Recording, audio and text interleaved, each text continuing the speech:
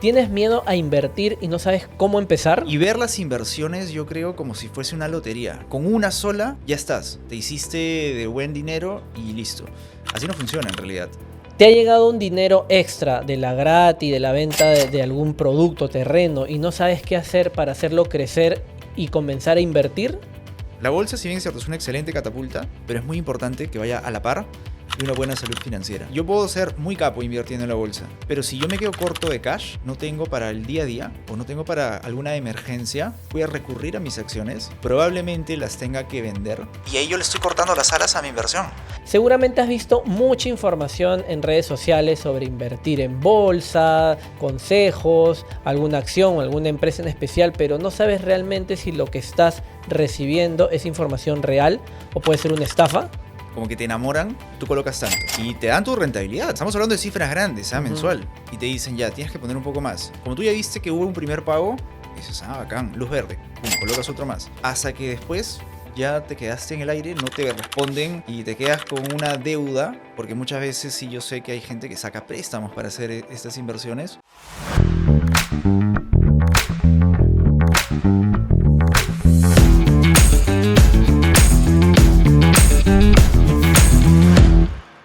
Hola, ¿cómo están? Hoy día estoy con Hernán Segarra para hablar de ese miedo que todavía puedes tener para invertir. ¿Cómo estás, Hernán? ¿Cómo estás, hermano? Segunda Súper vez que bien. nos vemos aquí. Segunda vez, sí. Súper contento, César. La verdad, muy agradecido porque me hayas invitado. De frente a la vena, ¿tú crees que el peruano tiene miedo a invertir en esta actualidad? Yo creo que más que miedo a invertir como tal, o sea, creo que está bastante cansado y con temor también de las estafas que hay relacionadas a las inversiones. Las estafas reinan actualmente por todos lados, ¿no? ¿O no? O sea, hay diferentes modalidades y la verdad es que conozco varios casos. O sea, muchas veces en redes me escriben diciéndome, oye Hernán, mira, me estafaron aquí, me estafaron allá. Y lo peor es que no son montos chicos. O sea, no estamos hablando de 100 soles, 200 soles, no. Estamos hablando de montos realmente considerables, ¿no? Arriba de los 100.000 soles, fácil, un cuarto de millón de soles. O sea, y a veces uno también se pone a pensar y dices, oye, ¿cómo realmente caes con ese monto, ¿no? Pero sí, o sea, yo creo que el peruano está bastante cansado de la misma narrativa, ¿no? La promesa de rendimientos súper altos y que al final terminan en pura estafa. Es ahí donde caen más, ¿no? En el tema de que ven el número garantizado y caen al toque. Creo que vamos por ahí, ¿no? De lo que te Sí, ofrecen. ahí yo creo que hay dos cosas. Uno, la falta de conocimiento sobre las rentabilidades reales que uno puede obtener acorde a qué tipo de inversión vas a hacer. Esas ganas, esas ansias de querer rentabilizar un montón y ver las inversiones, yo creo, como si fuese una lotería, ¿no? Que con una sola ya estás. Te hiciste de buen dinero y listo. Así no funciona en realidad.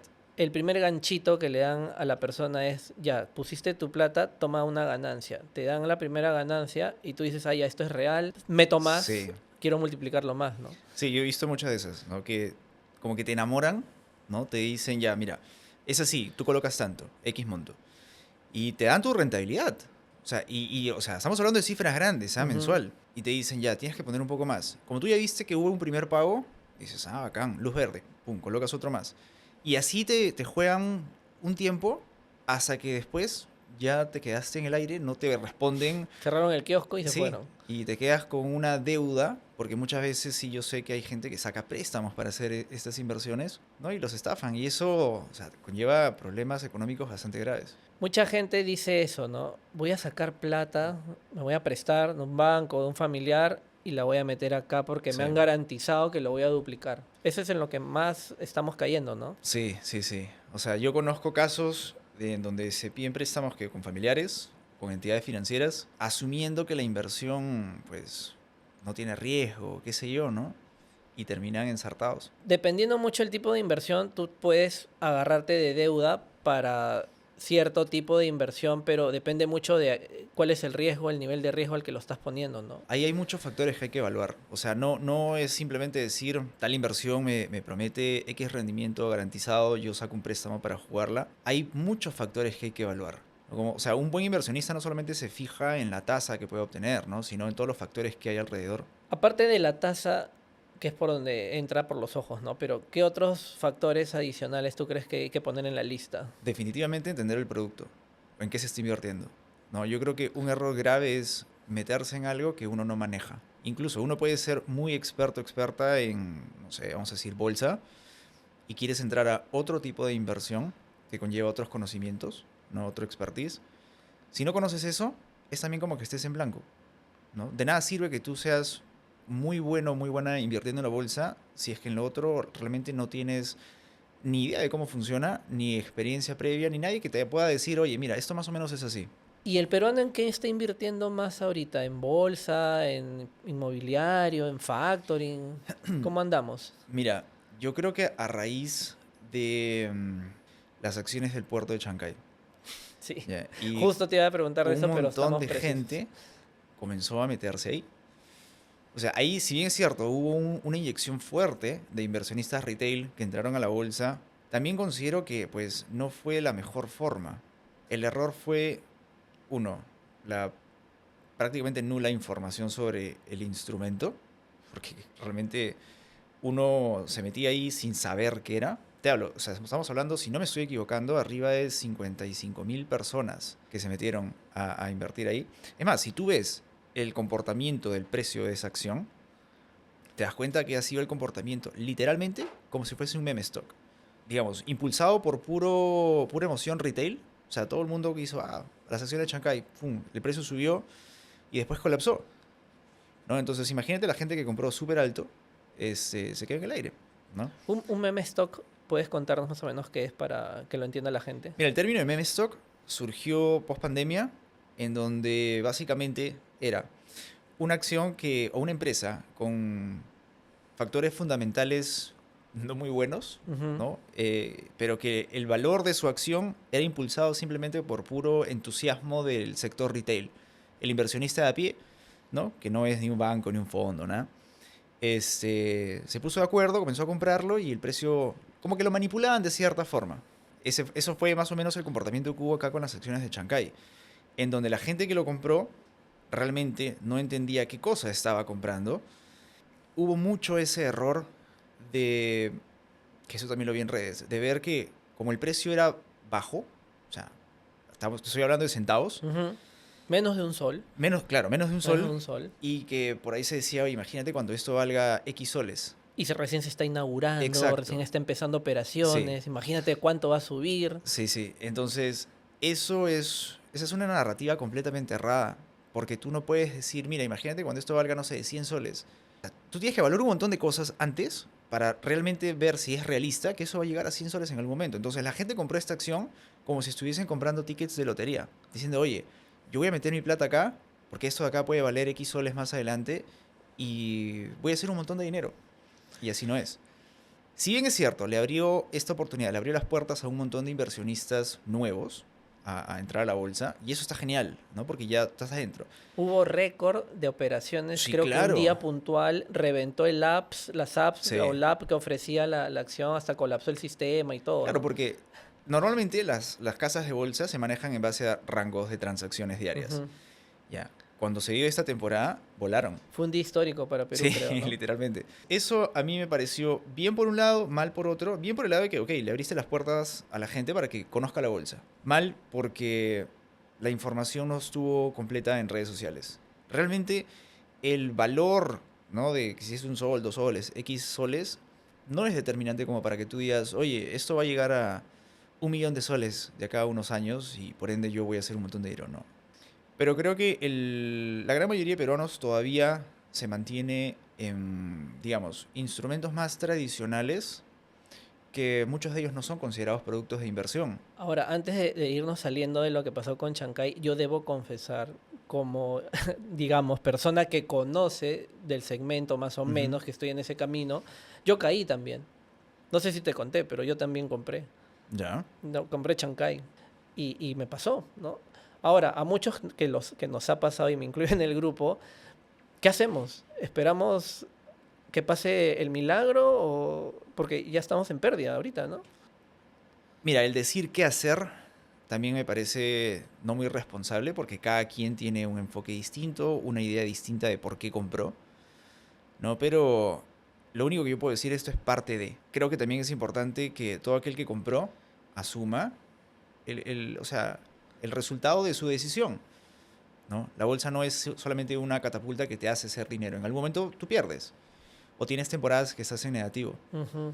¿no? Entonces, verlo más por ese lado, como un aprendizaje, ¿no? Y en el camino uno conocerse como inversionista para evaluar qué cosa le conviene más. Creo que sentimos, o muchos sienten que no se lanzan a invertir justamente por ese temor de que qué pasa si entro y cae o Ujú. baja lo que yo estoy comprando, no sé. Entonces no quieren asumir ese riesgo cuando realmente invertir tiene o va a tener en su momento esos escenarios, esos eventos, Claro. ¿no? Y eso es algo que yo creo que a todo inversionista, o sea, todo inversionista en algún momento ha pasado por esa curva de aprendizaje. El decir, bueno, ok, ya estoy en negativo, ¿qué voy a hacer? ¿Qué decisiones voy a tomar? Hay un economista, no recuerdo su nombre ahorita, que él dice que realmente hay cosas que, por ejemplo, tú aprendes en la universidad, todo, pero que realmente tú no sabes cómo es hasta que tú no lo vives. Ujú. De ¿Ya? todos Hasta que los tú no... temas que aprendes ahí, ¿no? Exacto, ¿no? En Porque, por 5 años. ejemplo, en la universidad tú puedes aprender muchas cosas teóricas, incluso muchas cosas que tú puedes aplicar desde ya. Pero el mercado siempre se mueve en ciclos. Entonces, si tú eres una persona que recién está dando sus primeros pasos, te faltan un montón de ciclos todavía por vivir. Escenarios que no tienes ni idea de cómo tú como inversionista vas a reaccionar. Tú puedes leer, tú puedes decir, por ejemplo, a los años más recientes, una de las crisis más bravas ha sido fácil de la burbuja.com. Porque Ujú. no solamente fue una temporada corta, fueron 3 años de contracción económica. Estamos en pleno auge de la integración del Internet en todo lo que era tecnología. Muchas empresas estaban infladas, habían ideas bastante erradas y en algún punto colapsó. Yo no he vivido nunca un escenario así. Yo lo he leído, lo he estudiado, lo he visto en la universidad. Me puedo hacer la idea de cómo es. Hoy en día, con 15 años de experiencia en el mercado, puedo decir ya, o sea, yo creo que me puedo comportar de cierta forma con 3 años de caída. Pero la verdad es que yo no tengo idea de cómo realmente voy a reaccionar hasta no vivirlo. ¿Lo de pandemia no fue algo similar, lo que pasó en pandemia? O sea, la contracción que hubo en pandemia fue brusca, Ujú. pero fue rápida. Fue durante el primer o sea, fue... Yo recuerdo clarito que fue marzo, Sí, ¿sí? cuando Marzo, arrancó porque todo. 23 de marzo, un día antes de mi cumpleaños, el mercado estuvo prácticamente en el fondo y yo dije, guau. Ese fue tu regalo. Sí. Este, entonces, si bien es cierto, ese escenario de pandemia fue nuevo para mí, de que me chocó de cierta forma también porque había bastante incertidumbre. Yo no sabía realmente qué tanto se iba a prolongar, no sabía bien cómo moverme en ese aspecto. Ahora, por ejemplo, el escenario de crisis por aranceles, yo ya lo había vivido. Lo viví en el 2018. Fue distinto, sí, porque era Estados Unidos y China, básicamente. Pero este año ya más o menos yo me hacía una idea de cómo el mercado podía comportarse. Porque yo ya tenía una experiencia previa. Entonces, yo creo que cada inversionista se va conociendo conforme va avanzando en diferentes etapas, en diferentes ciclos, y eso, pues, o sea, te ayuda a crecer también como inversionista, ¿no? En mi caso, o sea, considero que tengo dos perfiles. Yo tengo mi perfil como inversionista, o sea, yo, Hernán, pero al mismo tiempo tengo el otro perfil que es como administrador. Porque tú sabes, o sea, yo gestiono inversiones de otras personas. Son dos escenarios totalmente diferentes. Conozco qué cosa quiero, sé cómo voy a reaccionar, diferentes cosas. Pero por el otro lado, como asesor, ¿no? En lo que refiere a gestión patrimonial e inversiones, es distinto. Porque ya no es solamente lo que tú pienses, es ponerte en el zapato de tu cliente.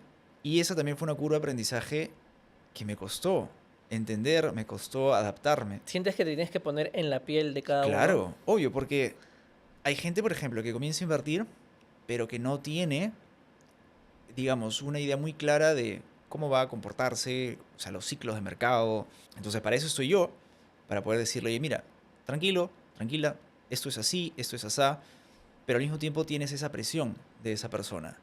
Y conforme vas avanzando en el negocio, no solamente hay más personas con diferentes objetivos, diferentes, digamos, necesidades, sino que también el monto se hace cada vez más grande. Por ende, la responsabilidad también es mayor. Sí, sí. Ahorita estás manejando qué monto de Ya casi, portafolio. casi 3 millones de dólares. 3 millones de dólares en ¿cuántas personas? No sé, ¿cuántos inversionistas? Un par de cientos. Ya. Hay gente que invierte para sus hijos. Hay gente que invierte para su jubilación. Hay gente que invierte solamente porque quiere capitalizar, ¿no?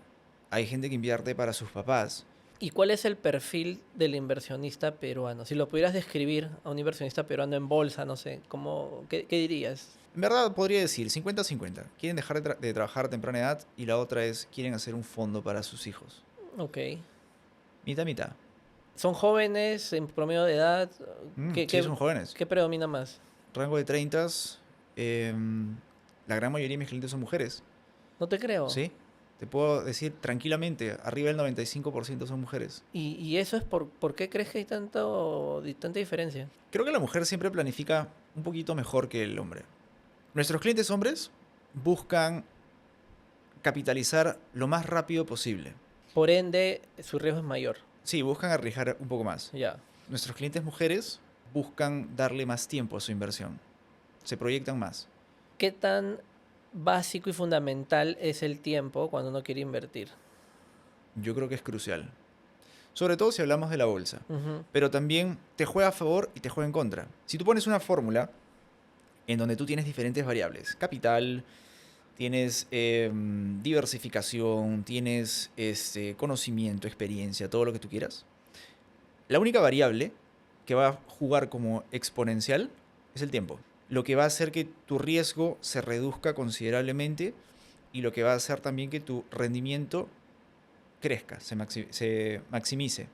El que tú, por ejemplo, no sepas bien invertir en la bolsa, sea el stock picking, o sea, elegir qué acciones Ujú. con cuáles vas a trabajar. La salud financiera de todas estas empresas también te puede jugar en contra. O sea, la verdad es una locura, pero casi el 80% de todas las empresas que en algún momento han cotizado en la bolsa, hablando específicamente sobre Estados Unidos, ya no existen o han quebrado. Entonces, si tú, por ejemplo, le dabas tiempo, que es un punto que te juega a favor, pero de pronto no supiste elegir bien una empresa o no estuviste al tanto de la evolución de esta empresa, el tiempo también te iba a jugar en contra, porque en algún momento esa empresa iba a quebrar. Un peruano, ¿qué es lo que crees que primero debería entender y aprender antes de decir quiero entrar a la bolsa? Conocerse a uno mismo, ¿ya? Y no, con esto no estoy hablando de cuánto aguanto de riesgo, no. Ujú. Conocer mi situación económica. ¿Qué tan capaz económicamente estoy de poder invertir en la bolsa? Y dos, conocer la bolsa, ¿no? Conocer la bolsa. Esas dos cosas son muy importantes. Si bien es cierto, uno puede invertir en la bolsa hoy en día sin necesitar tener montos elevados, Ujú. pero siempre es bueno que uno tenga un respaldo económico sólido. Hay una analogía muy chévere que la encuentras en el libro La psicología del dinero.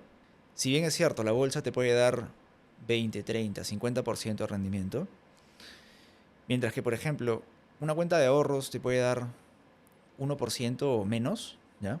O sea, 2, 3, por ahí. para estandarizarlo, Ya. vamos a tirarle 1%. Ese 1% muchas veces te salva y te permite que tú puedas realmente obtener ese 50-60% en la bolsa. ¿A qué voy? De que si uno no tiene liquidez, uno está frito. O sea, yo puedo ser muy capo invirtiendo en la bolsa y pongo todo en la bolsa, pero si yo me quedo corto de cash, no tengo para el día a día o no tengo para alguna emergencia, ¿qué cosa voy a hacer? Voy a recurrir a mis acciones, probablemente las tenga que vender, Ujú. si es que no puedo usarlas como colateral, y ahí yo le estoy cortando las alas a mi inversión, simplemente por no saber gestionar bien mi situación financiera. Entonces, la bolsa, si bien es cierto, es una excelente catapulta, pero es muy importante que vaya a la par de una buena salud financiera. Entonces, si tú no tienes un buen colchón y acceso a ese colchón, porque también un error es que la gente hace su fondo de emergencia y lo pone, ponte, no sé, en un depósito a plazo, Ujú. pensando en la tasa. Claro. O sea, oye, pero mira, la Le cuenta de quiero ahorro... ganar un poquito de la Exacto. inflación y lo meto Sí, ahí. la cuenta de ahorro me paga, ¿qué cosa? 2%. Mira, este depósito a plazo me está pagando 5%. Yo lo voy a poner acá. ¿Qué pasa si tú, por ejemplo, tienes un imprevisto? Uno, que vas a perder la rentabilidad que supuestamente ibas a ganar. Ujú. Probablemente te penalicen por retiro anticipado. Y tampoco es que lo puedes sacar en ese preciso momento que pueda que lo necesites. Es como jugar Monopolio. Literalmente. Que Tú todo el tienes, mundo lo ha jugado. que todo el en mundo algún lo ha momento. jugado, pero la gente, o sea, no se da cuenta las enseñanzas que te deja. O sea, el Monopolio te enseña, tienes que tener colchón en efectivo, tienes que tener activos para que te paguen ¿no? Tu flujo. Tienes que tener un ingreso fijo también, que es cuando pasas por Go, que básicamente representa que tu salario. Y también el monopolio es bacán porque juega con la variable suerte. Que a veces la gente te dice como, oye, la suerte no existe. La suerte existe. O sea, y todo el mundo tiene suerte, buena o mala. La puedes construir también. Exacto. Mira, la suerte yo siempre la veo como un sinónimo de oportunidad. Todo el mundo en algún momento ha tenido oportunidades de algo. Ya depende de cada quien si la toma o no.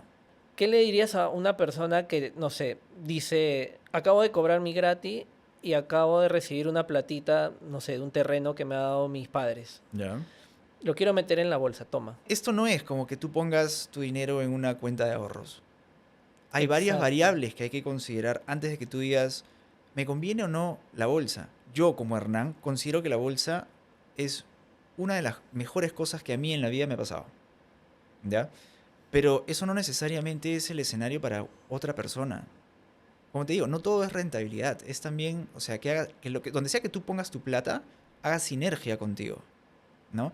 Hoy en día hay productos de inversión para todo tipo de gustos, para todo tipo de perfil. Entonces, no necesariamente la bolsa es eso que tú necesitas para hacer un montón de dinero. Yo conozco gente que ha hecho un montón de plata haciendo negocios. Ujú. Nunca se metieron a la bolsa, ¿sí? Emprendimientos. Y, o Ujú. sea,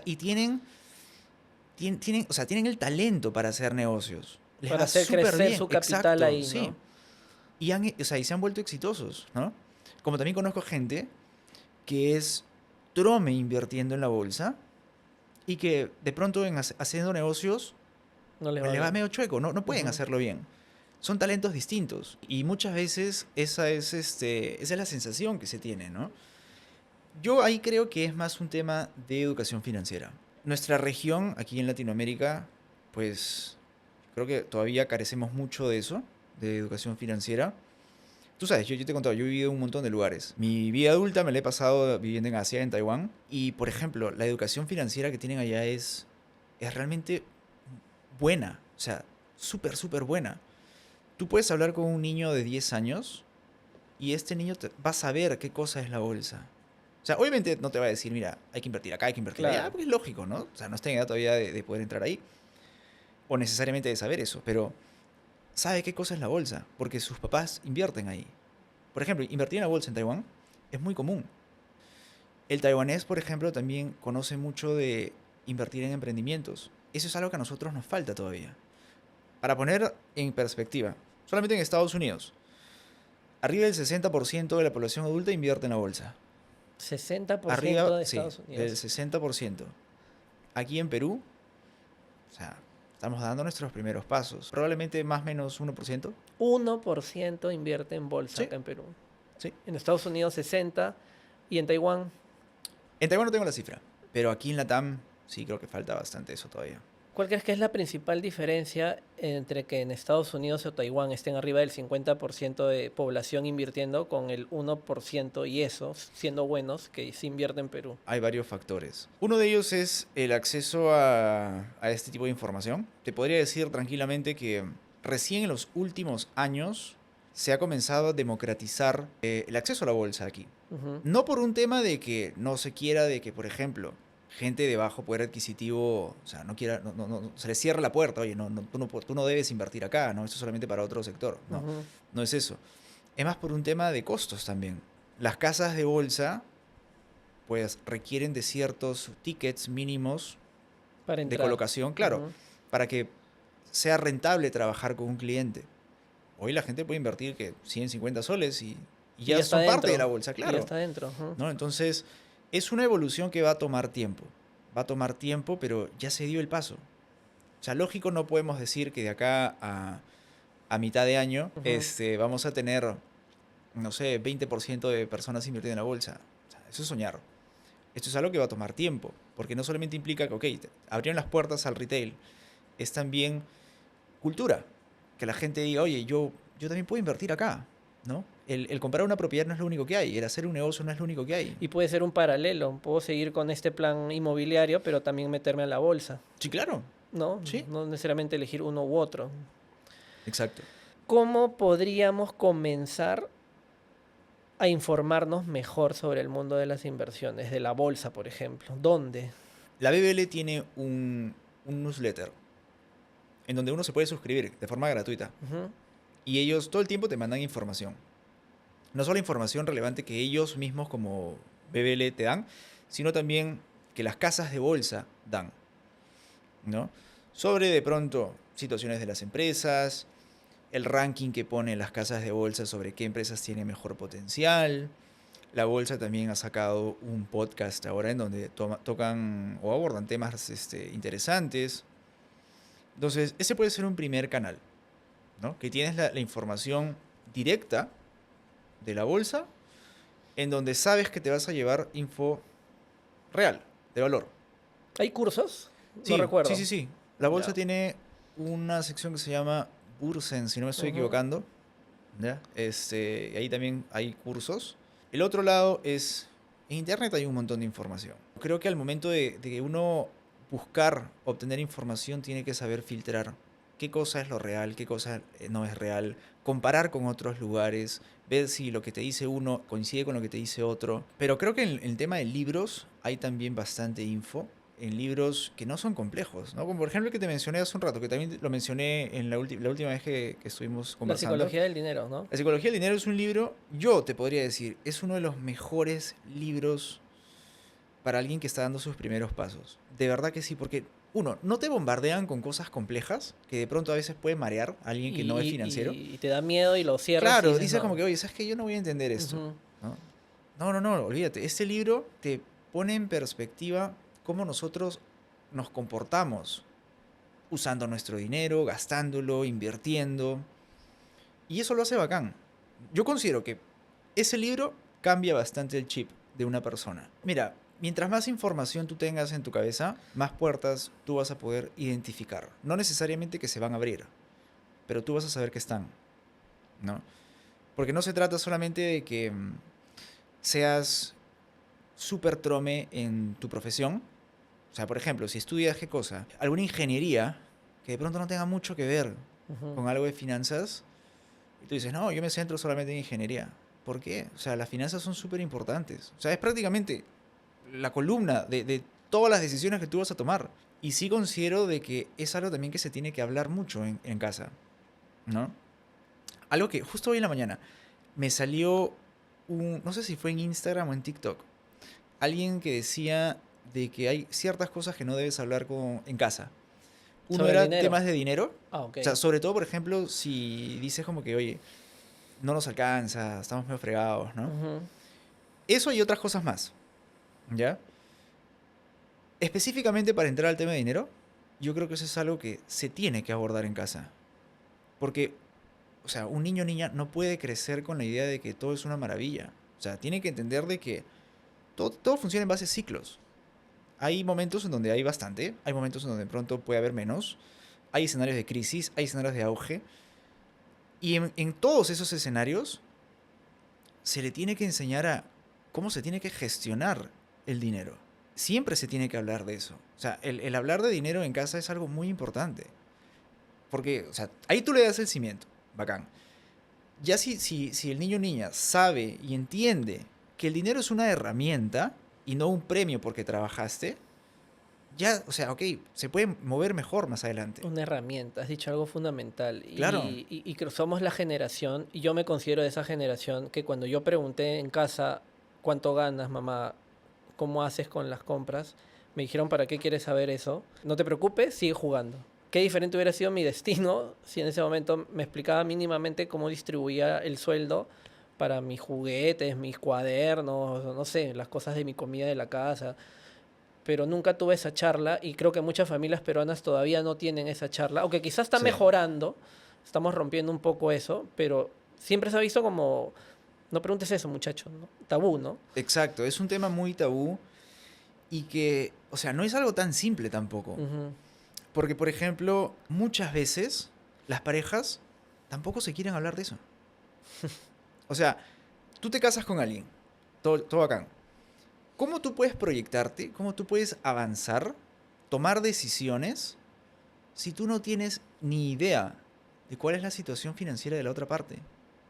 Ojo, acá no estoy hablando de que tú tienes que hacer un pozo común, Auditoría. o no, o sea, ni siquiera por ahí, pero que tú sepas cuál es la situación de la otra persona es súper importante. ¿Cómo tomas decisiones sobre la administración del dinero en la casa? ¿Cómo tomas decisiones sobre adquisición de activos? ¿Cómo tomas decisiones sobre inversiones que quieran hacer? ¿Cómo planificas de acá a 20 años si tú no tienes ni idea de cuál es la situación financiera de tu pareja? ¿No? Eso también, o sea, no solamente es como te digo, ¿Cuál es su hablarle, personalidad y su comportamiento obvio, frente a invertir, a ahorrar, a todo eso, exacto, ¿no? El manejo de exacto. deudas. Yo que te digo que trabajo con muchas parejas que invierten, a veces cuando estamos conversando por primera vez, se dan con esa sorpresa. Oye, yo, o sea, te conozco hace 20 años, pero no te conozco en el ámbito Financiero. financiero. O sea, eres una persona que no sé cómo vas a reaccionar, porque son temas que no se hablan y Y se van tienen que hablar. saliendo en la conversación que vas teniendo con ellos y Obvio. te das cuenta al final que cada uno tiene perfiles diferentes, Sí, al final ¿no? cada quien quiere cosas diferentes, que es hasta peor, ¿no? No apuntan hacia el mismo horizonte. Entonces, yo creo que también parte de que no seamos un país en donde se invierte mucho es porque también no hay mucha comunicación que parte desde el núcleo familiar. ¿Qué errores más comunes has encontrado sobre el tema de inversiones ahí? De cajón, recomendaciones que salen en TikTok. Ya, eso a mí me parece irresponsable por parte de los creadores de contenido. Cuando te dicen compra Sí, aquí o mete tu plata eso acá. no está ok. Ujú.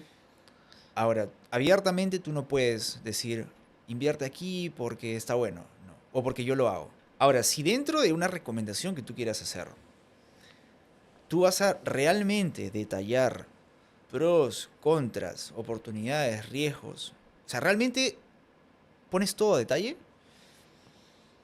ok, puede ser, porque ya la persona se lleva el panorama completo. No solamente se lleva el, oye, mira, yo hice X dinero con esto, hazlo, tú también te va a salir así. Ya, eso no. Eso por ahí, las recomendaciones. Eh, Otro error es el confundir, ¿cómo se diría? Gato por liebre. Te hablan de cosas que son, o sea, son otras cosas, ¿no? Ya, por De pronto ejemplo, esas ¿qué te personas, acuerdas? eh, a ver, por ejemplo, sobre todo en la parte de trading, que es algo que sale bastante en TikTok. Trading, sí, un montón. Sí. Te hablan de conceptos, te hablan de metodologías, te hablan de instrumentos que, ok, estas personas pueden estar aprendiendo, dando sus primeros pasos. Es válido, está genial. Pero tú no puedes decir, mira, esto es así, porque en base a tu experiencia tú lo has visto así. No, ¿no? Y te dicen, esto se comporta de tal forma, está compuesto de tal forma. Porque tú lo hayas vivido así no significa que así sea, ¿no? Hay gente que confunde, o sea, no quiero entrar a tecnicismos, ¿ya? Pero hay Ujú. gente que confunde mucho, no sé, activos derivados, productos un poquito más complejos, con activos reales, subyacentes, ¿no? Y que la gente se lleve una idea errada. O estrategias, sobre todo en la parte de trading, que es como lo que te digo que me sale a veces, estrategias que supuestamente sirven como que el banco hace esto, el banco piensa así, tú haz lo mismo. No funciona así. No funciona así. Yo que he trabajado con fondos de inversión grandes de Nueva York, no funciona así. Y se llevan ideas completamente erradas, ¿no? Eso por un lado. Eh, el confundir productos de ahorro con productos de inversión. Te dicen, sí, yo invierto mi dinero en tal cosa. Oye, eso, ojo, no es un producto de inversión. Eso no es un producto de inversión, no lo vendas como tal, ¿no? Eso de ahí. Otro es, ¿qué más? También he visto bastante temas tributarios que a veces la gente te dice como que, oye, no pasa nada. Ujú. Tema de impuestos. Claro. Ujú. O sea, que tú no quieras asumirlo es tema tuyo. No le digas a la gente que no pasa nada, porque sí pasa, ¿no? Entonces, hay un montón de cosas, ¿no? De diferentes productos de inversión que he visto, o sea, tanto en lo que es bolsa, como en lo que es trading, como en lo que es en lo que es emprendimientos, también me sale un montón. que te venden una idea errada de lo que es emprender. Yo creo que la gente romantiza demasiado el emprender. O sea, yo puedo poner mi mano al fuego y sé que cualquier persona que tiene empresa propia, que la ha construido desde abajo, te va a decir que emprender no es algo Maravillosamente maravilloso. hermoso, ¿no? O sea, es, es bello. O sea, yo, por ejemplo, que vengo haciendo negocios desde súper joven, es chévere porque te da un montón de cosas. O sea, te da libertad, te da, o sea, paz, te da control sobre tus decisiones, todo. Pero es recontra hostil. Es recontra hostil y no cualquier persona tiene, digamos, no sé si decir el carácter, pero la tolerancia, mejor dicho, para aguantar Es una buena palabra, ese grado tolerancia. de presión. Porque, uff, olvídate. O sea, hacer negocios es difícil.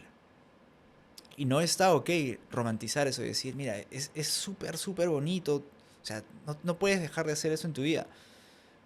Nuevamente, yo creo que no se puede generalizar. Hay gente que es feliz trabajando en algún lado y hay gente que es feliz haciendo sus negocios. Como también hay, o sea, ambos que combinan. O un mix, Un claro. mix, claro. Ujú. Pero eso también, ¿no? Y que la gente dice, ah, sí, ya, tengo este dinero, voy a hacer mi negocio. Uno, o sea, no sabes bien de pronto cómo funciona el negocio, que es válido, ¿no? O sea, vas aprendiendo con el tiempo, pero te estampas con una realidad que no es. Y al final, nuevamente, te llevas una idea errada de las cosas. Para alguien que no sabe diferenciar trading con invertir en bolsa, ¿cómo se lo explicarías así Ya. súper práctico? Eso también me lo preguntaron en TikTok. Ya, ahí está, ya ves. Este, mira, el hacer trading o la definición del libro es literalmente el comprar, vender algo. ¿Ya? No necesariamente porque Que tú... podría sonar muy parecido a la bolsa, porque en bolsa compras Claro, acciones y las y las vendes. vendes en algún Ya. momento, ¿sí? Ujú. Pero por ejemplo, tú puedes hacer trading no necesariamente solamente en divisas, que es Forex. Que es lo que, al menos en la TAM, se cree que si tú haces trading, tú haces, solamente trabajas con Forex. Que es monedas, Con ¿no? moneda, sí. Comprar moneda una Ya no. cantidad, venderla cuando sube el Tú precio. puedes hacer trading con acciones. Tú puedes hacer trading con divisas, claramente. Tú puedes hacer trading con cripto. Tú puedes hacer trading con bonos. Literalmente, tú puedes hacer trading con cualquier cosa. O sea, si tú, por ejemplo, eres una persona que importa cosas de China y luego las vende acá, ¿qué eres? Eres un trader. De Ujú. otro tipo de activo, pero eres un trader. Entonces, básicamente, la definición de trading es el comprar-vender, hacer una transacción. Ahora, el invertir a largo plazo, creo que su mismo nombre ya lo dice. Es invertir a largo plazo, ¿no? Tú compras con el afán de quedártelo bastante tiempo y listo. Creo que ahí puedo separar bien uno y otro. Ujú. Sí. Em, Trading es lo mejor que yo podría aprender versus bolsa. Primero debería aprender bolsa y trading. ¿Hay una Ya. escala de dificultad? Yo creo definitivamente que mejor es primero aprender a invertir a largo plazo. Son habilidades completamente diferentes. Mira, cuando tú quieres hacer trading, ¿ok? Quieres Ujú. comprar, vender. No solo demanda otro tipo de conocimientos, otro tipo de habilidades, una curva de aprendizaje distinta, sino que también te demanda tiempo. No solamente en el tiempo que tú hayas destinado en aprender, practicar, sino también en ejecución. ¿Ya? Toma tiempo, tú tienes que estar ahí presente. Mientras que cuando tú inviertes a largo plazo, eh, son otras habilidades, otra experiencia que tú te llevas, y la dependencia del dinero, perdón, del tiempo, es totalmente diferente.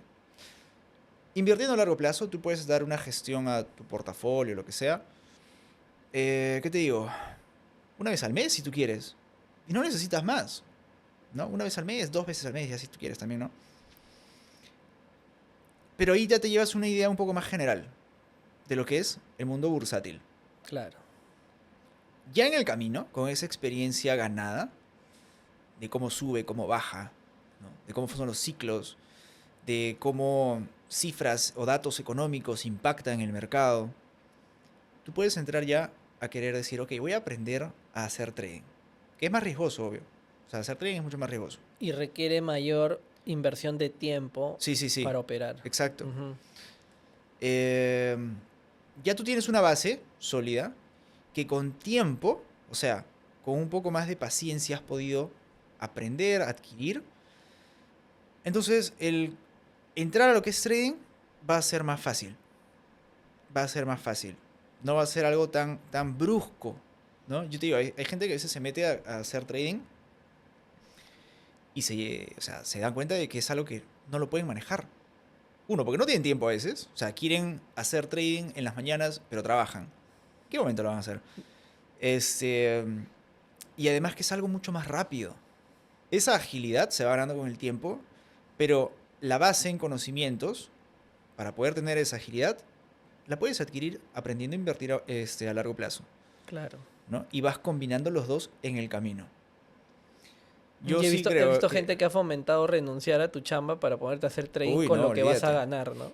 Eso creo que es un error garrafal. Eso es un error garrafal. Hacer eso es literalmente ponerse una soga al cuello. Mira, para que uno pueda hacer trading de forma rentable y que vivas en paz, porque nuevamente te digo, o sea, que tengas plata en el bolsillo no significa que estás en paz. Este, uno no tiene que tener esa necesidad directa sobre el rendimiento que se tenga que hacer. Si yo voy a hacer trading es para literalmente obtener algo adicional, que sea un nuevo canal de ingreso, Ujú. pero que no sea lo que tenga que pagar mis gastos fijos o poner comida sobre la mesa. Ahí las cosas no salen bien. Te puede ligar una vez, un mes, ya, uy, bacán, Y te sí. emocionas y quieres Pero seguir. te das cuenta de que no es algo que se puede hacer de forma sostenible si tienes esa presión económica. Entonces, es más, ni siquiera si es que vas a invertir a largo plazo, te diría, deja eso, o sea, depende netamente de eso. Ujú. O sea, yo, por ejemplo, te puedo poner mi caso. Yo invierto desde hace años, considero que mis inversiones tranquilamente pueden mantenerme, pero no solamente dependo de eso. O sea, tengo empresa, tengo otros negocios, invierto en otro lado, porque necesito un mix. Un mix. Tú te pones a revisar a cualquier persona, familias en verdad, que hayan podido amasar riqueza que pueda pasar de generación en generación, nadie depende de un solo canal de ingresos. O sea, mínimo necesitas, yo te diría, 6 7 para que tú Fuentes de puedas, ingreso. fuentes de ingreso, para que tú Ujú. puedas estar bien diversificado, tranquilo. Se cae uno, tienes otro, te mantienes, ¿no? Entonces, no es solamente que voy a vivir de esta vaina, me tiro de panza, no. ¿Cuántas fuentes de ingreso tienes ahorita? Ahorita, pero voy a contarlas, a ver. A ver, Yo te diría, eh,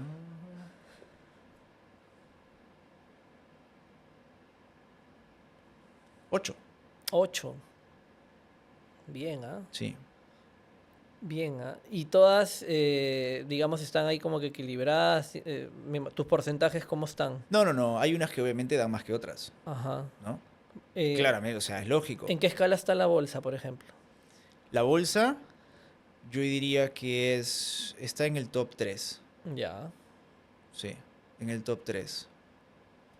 ¿Y la primera? Eh, ¿Mi empresa? Fácil. Ujú.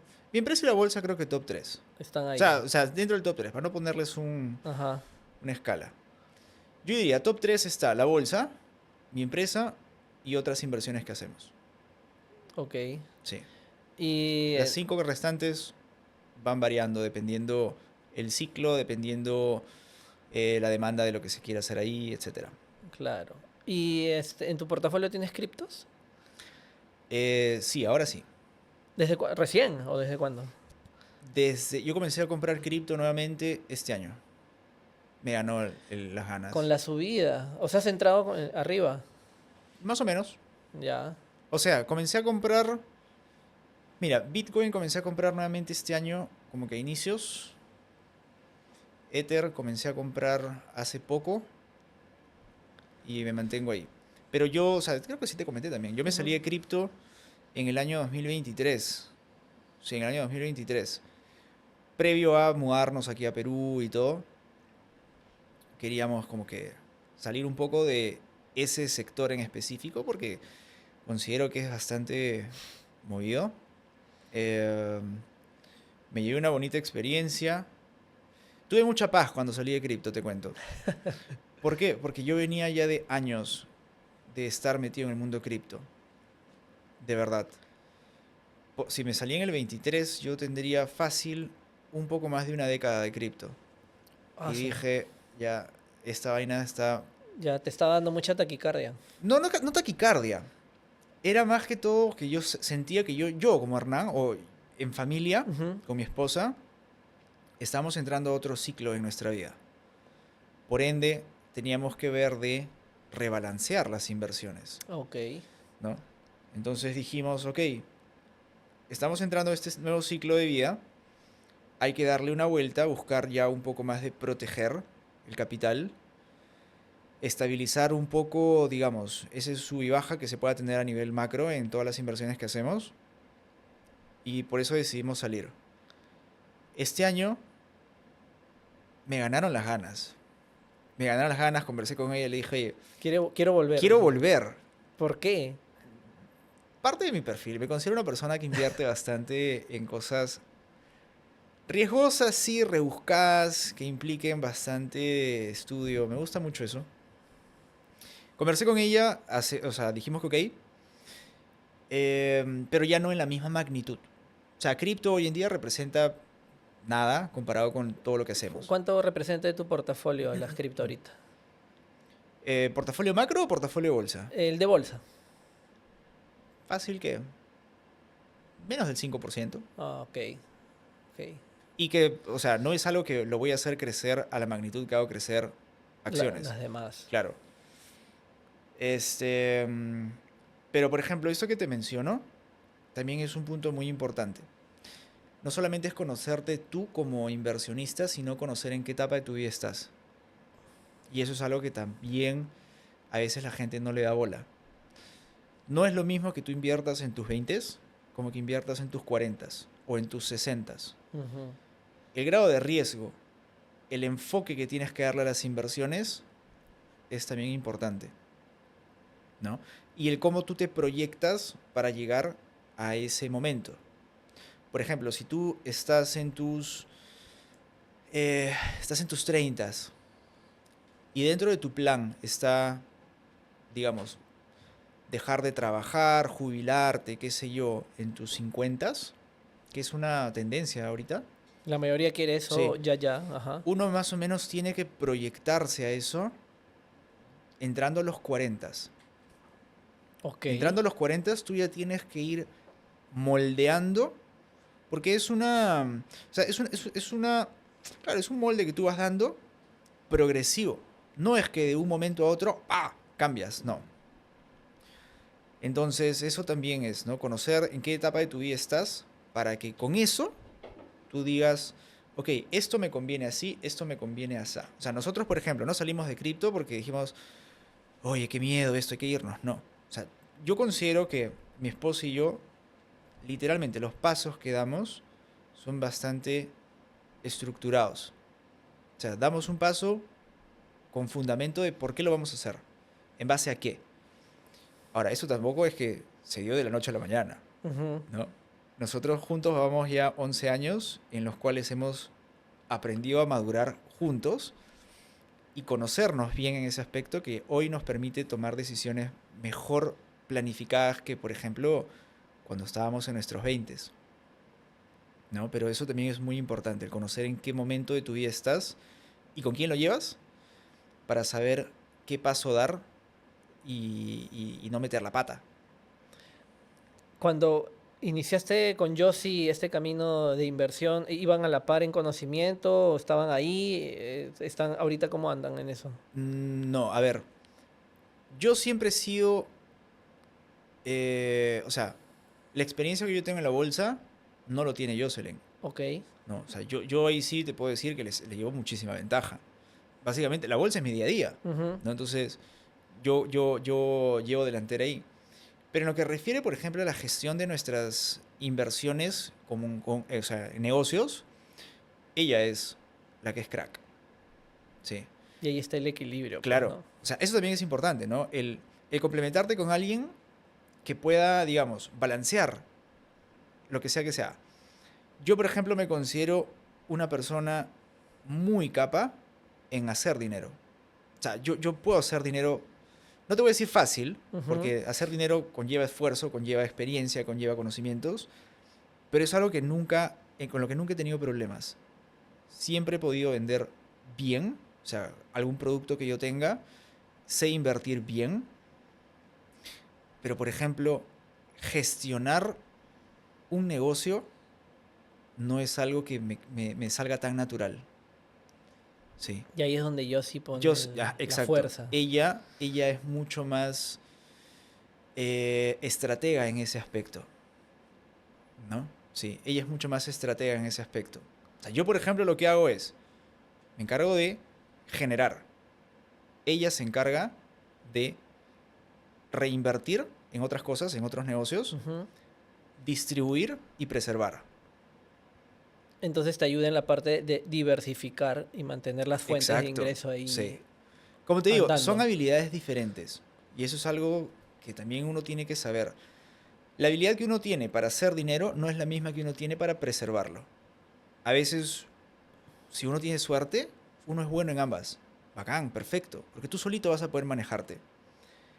Pero si no es así, tienes que buscar a alguien que sea tu complemento, ¿no? Como te digo, yo soy bueno haciendo, pero no muy bueno preservando.